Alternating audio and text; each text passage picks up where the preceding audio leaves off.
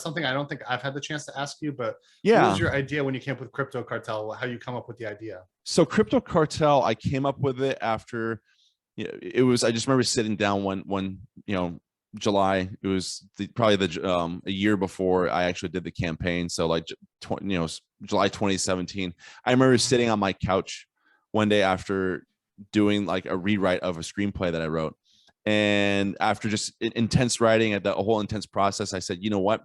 It would be really cool if I could do some like world building with like a game or something like that. Because my wife, we love playing. Are you familiar with like deck building games by chance? Yeah, I love deck builders. Yeah, I played a lot of deck builders. Yeah. So one of the games that we have, that it's one of our go-tos, is the DC deck building game. I'm more of a Marvel guy. I played that one. Yeah. So what's really brilliant about that game is you could have someone like my wife who's not really super intimate with any of the content related to any of the comic book universes.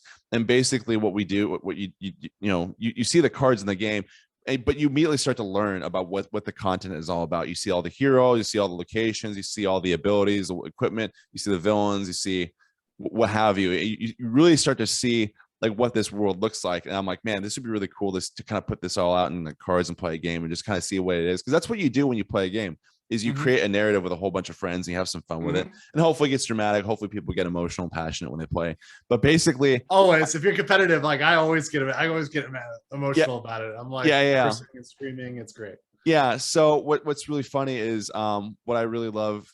So like what in the process of doing that, again, being problem solving, I just like kept asking questions. Like, man, I wonder how much it would cost to do X. I wonder how much it would cost to make a game like a deck building game like this.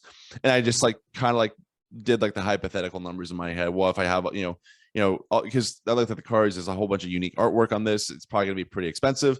But if I do a game where the artwork is very uniform and repetitive, but the gameplay can still be really fun and interesting, then I could do that. And I thought, okay, what are some games I know of that like are kind of like this?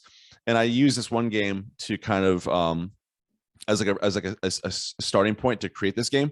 It was a game called Bonanza. It was very like very innocuous. You're bean farmer. You sell, you cultivate beans and you sell them. I'm like, you know what, I wonder what it would be like if this were like, a darker version, if you will. And I changed some of the dynamics of the game as well. Just aside from, I utilize the way they accumulate money in the game, but instead of like beans, I had like black market resources essentially.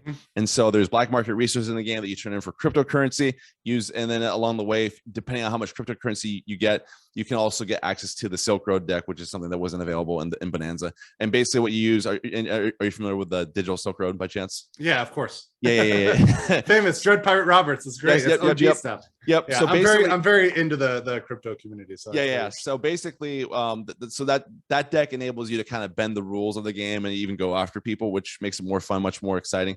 And what I love about my game is the fact that there's 3 rounds of gameplay. Each round is completely different. And in terms of how the game is played, there's also a DEA cards that pop up in the game where it's kind of like the second and third rounds is when they start to appear, and it becomes Russian roulette when you pull cards from the main resource deck, and everyone's just watching and waiting for the DEA to pop up, because if the DEA shows up, you have to give up your most valuable resources that you've been cultivating at that point, and it can really screw you over, as you could probably imagine. It's just kind of like that element of like the DEA just showing up and just ruining everything for all these nefarious actors. Some randomness. You have to have some randomness in a game, so it like leads to a little bit of unpredictability. No, it's good. It sounds like you had all the elements in there. Yeah, and it's just something to make it really fun and engaging. It's also a modern topic too. Yeah. Crypto something that's going to get bigger. I guarantee you next year, or this year rather, we're in 2022. Yeah. It's only gonna pop off even more. For sure. Yeah. I think that cryptocurrency it's a very interesting topic, and I really love it. I've been into Bitcoin, Ethereum for like, what was it, like 4 years now, I suppose. I think it was 4 or 5 years now, I guess. It's been, I've had a lot of fun watching Bitcoin, Ethereum just like explode on in like I guess the blockchain, if you will, in the market. But the market cap, the market cap has gone to the point where now it used to be something that was even smaller than a small company. Now it's rivaling gold, rivaling large companies. It's beautiful, very insane, and it's not going to be going anywhere anytime soon, despite what Peter Schiff says, despite what anybody who's an investigator says. It's not going to be going anywhere anytime soon. Peter Schiff is an interesting guy. He's right about inflation. He's wrong about the outcomes, the that everything else besides gold is going to go to zero. It's like, I don't think so, Peter.